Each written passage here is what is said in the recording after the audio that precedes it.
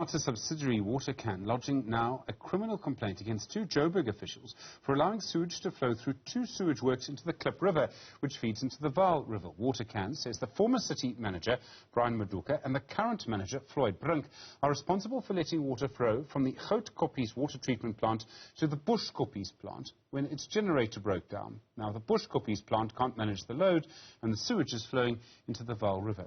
Dr. Ferrial Adam is an environmental activist, an environmental justice activist with WaterCan. Dr. Adam, good afternoon to you, and thank you very much indeed for your time. Why are you laying criminal charges against these two officials? So for us, we think that pollution is a criminal offence, and the city of Joburg were issued with a directive by the Department of Water and Sanitation. But we're saying it's not good enough for us to lay criminal charges against the municipality. Because the people responsible continue in their jobs, and we're seeing this around the country, and the pollution continues into our rivers and streams. So we think that people need to be held responsible for not doing their jobs. And polluting water is a criminal offense. A generator broke down. Is there really, I mean, we all know how difficult that is. Is there really anything these officials could have done? Anything else they could have done? Yes, they could have done, because the Department of Water and Sanitation did not just issue it, they did an investigation. So yes, the generator broke down, and at another point there was theft.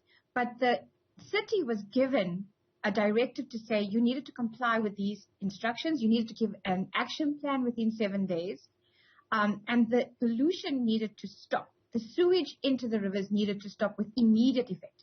And that was a Department of Water and Sanitation directive.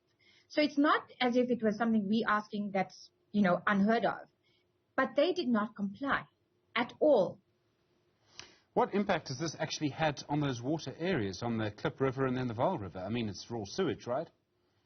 It's raw sewage, and it's highly polluted water. I don't know if you remember that earlier this year, I think it was in March, there were some baptisms in both the Joburg and the Klip River, and there were cases of cholera.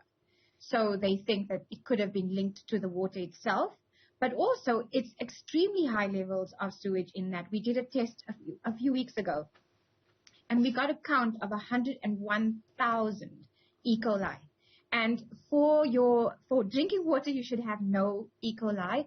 And for your, for recreational rivers and streams, you should have up until about, I would say, maximum 1,000 if you're lucky. This is 100,000.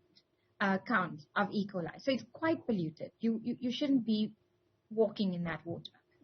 Sure. This must have happened before. So Mogale City, for example, we know had raw sewage going directly into the Vaal River. Who can forget the poor SANDF soldiers who had to dig a sewage plant out of raw sewage? Was anyone ever held criminally responsible for that? I think their mayor became a provincial secretary of the ANC. No, actually they haven't. And that's the challenge, because while we have a Department of Water and Sanitation that's definitely cleaning up, across the board, they've even laid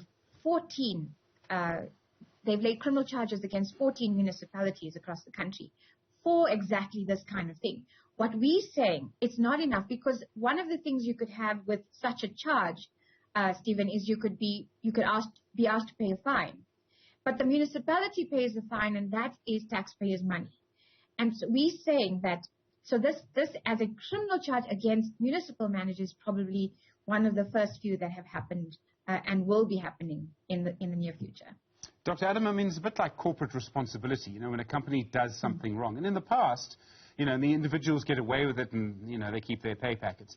But in the past, yes, it has always been very difficult to actually point to one person, say this one person is responsible, and to hold this one person, you never see them in the witness dock, you never see anything happen to them.